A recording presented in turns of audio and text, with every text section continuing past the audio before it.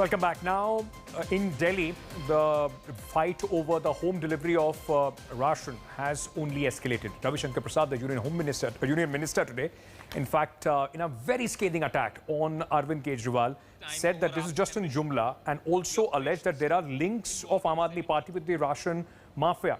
Meanwhile, soon after Ravi Shankar Prasad made these charges, Deputy Chief Minister of Delhi, Manish Sisodia, hit out at the Law Minister and said BJP has become Bharatiya Jhagda Party.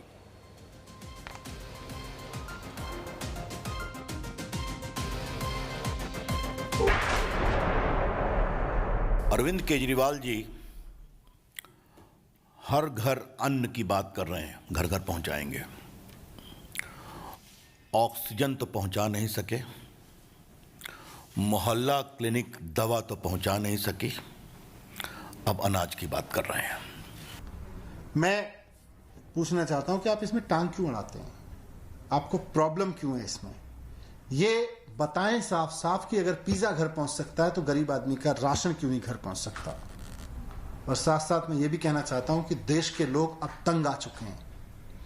देश के लोग ऐसी केंद्र सरकार से तंग आ चुके हैं जो रोज टीवी पे बैठ के केवल और केवल राज्य सरकारों को गालियां देने का काम करती है। In this war of words, I mean, the people of Delhi would be hoping that, something actually constructive comes out for them. But earlier, I spoke to Chief Minister Arvind Kejriwal on why is it so important for him to make sure that this schemes goes through? Why can't the current system be improved so that the PDS, the ration that is getting to people of Delhi could be, in fact, made more accessible? Take a look.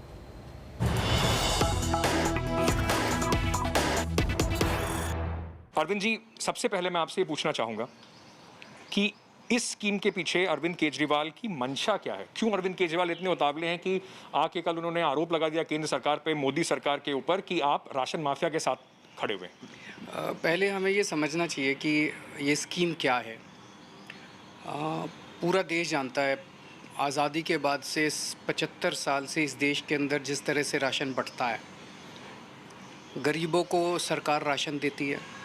एक गरीब आदमी ration लेने के लिए हर महीने ration की दुकान पे जाता है। बहुत सारे इलाकों में राशन की दुकानें खुलती नहीं हैं, रोज़ खुलना होता है उनको, लेकिन महीने में 1 दिन खुलती हैं, 2 दिन खुलती हैं, 4 दिन खुलती हैं।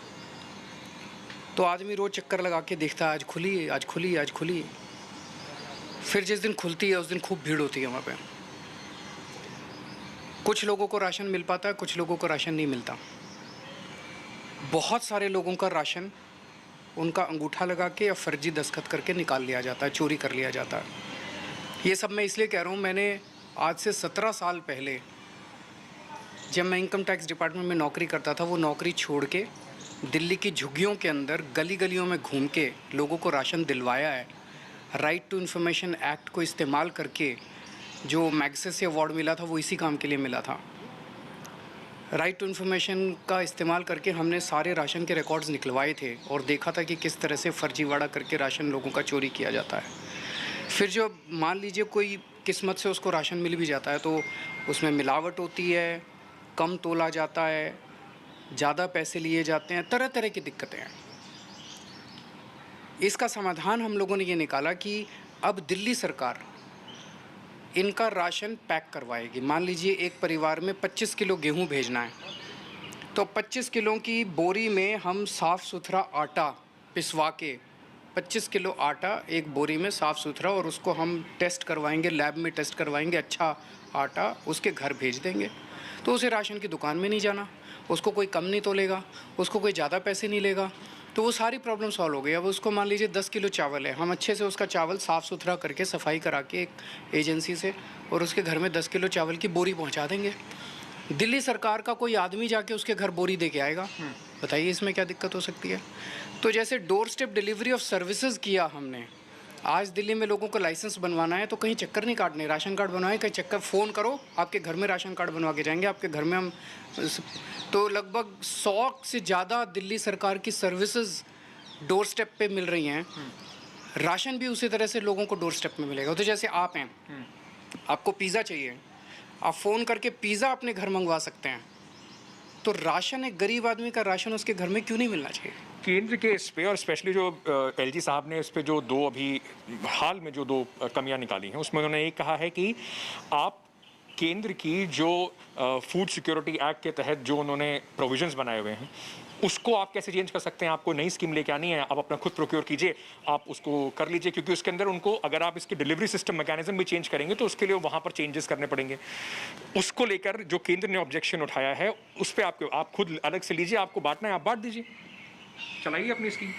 अंकित, मुझे लगता है ये बहुत ही इर्रेस्पॉन्सिबल स्टेटमेंट है उनका, बहुत ही गैर जिम्मेदाराना स्टेटमेंट है उनका कि एक ही राज्य, वो कह रहे हैं कि हमारी स्कीम मत छेड़िए, जो हमारी व्यवस्था है उसको मत छेड़िए, आपको करना है आप अपनी एक और राशन खरीद लीजिए। और एक ही राज्य के अंदर एक ही मुद्दे पे 2 स्कीम चलेंगी, कभी सुना है? केंद्र सरकार तो हमारी सरकार है, पाकिस्तान की केंद्र सरकार थोड़ी है ये। हम भी एक हैं, वो भी एक हैं। ये राशन किसी की जागीर नहीं है, ये राशन इस देश के लोगों का है, नंबर 1।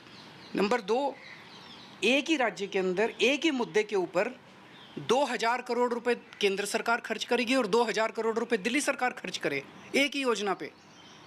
क्या तुक है इनका?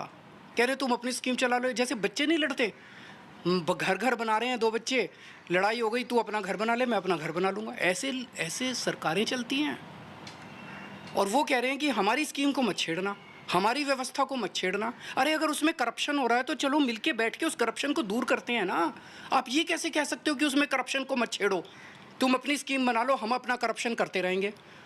ये एक्सेप्टेबल नहीं है इस देश के लोगों को। जो सर्विसेज आप देंगे, आपने कहा कि जो केंद्र सरकार से पीडीएस का जो गेहूं आता है, जो भी कुछ आता है, उसको आप साफ कराएंगे, आटा उसका बनवाएंगे और जनता को देंगे। जाहिर है इसके ऊपर कुछ ना कुछ खर्चा जरूर होगा। कहते हैं स्कीम ट्रांसपेरेंट नहीं है। अभी तक आपने ये नहीं बताया कि गरीब आदमी को जो अभी तक राशन मिल रहा है उसके ऊपर आप कितना खर्चा लगाएंगे। सारा बताया हुआ है, घर भेजने का कितना खर्चा होगा, सब कुछ है, इनको पूरा स्कीम इनको पता है। पहली चीज़ तो मैं ये बता दूं, ये जो कह रहे हैं कि हमसे इन्होंने अप्रूवल नहीं ली केंद्र सरकार से, पिछले 2 साल के अंदर 4 चिट्ठियां मैं कॉपी दे दूंगा आपको। 4 बार हमारे खाद्य मंत्री, दिल्ली सरकार के खाद्य मंत्री इमरान हुसैन जी ने रामविलास पासवान जी जो अभी तक खाद्य मंत्री थे केंद्र में, उनको चिट्ठियां लिखी हुई है, वो चिट्ठियों की कॉपी दे दूंगा। उनकी तरफ से कोई ऑब्जेक्शन नहीं आया।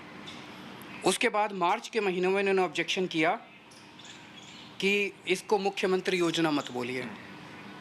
हालांकि हम अड़ सकते थे, उनका कहने का कोई अधिकार नहीं था, हमें उनसे अप्रूवल लेने की ज़रूरत नहीं है कानून में, पर हम इनसे झगड़ा नहीं करना चाहते थे। हमने मुख्यमंत्री योजना नाम हटा दिया। अब ये कह रहे हैं आप कर ही नहीं सकते, तो ये कह रहे हैं कि आप इस पे ज़्यादा पैसे ले रहे हो।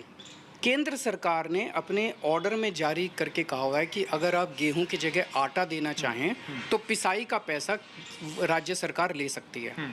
जैसे हरियाणा है, हरियाणा सरकार आटा देती है गेहूं की जगह, तो वो 5 रुपये किलो, 2 रुपये किलो गेहूं और 3 रुपये किलो पिसाई लेती है।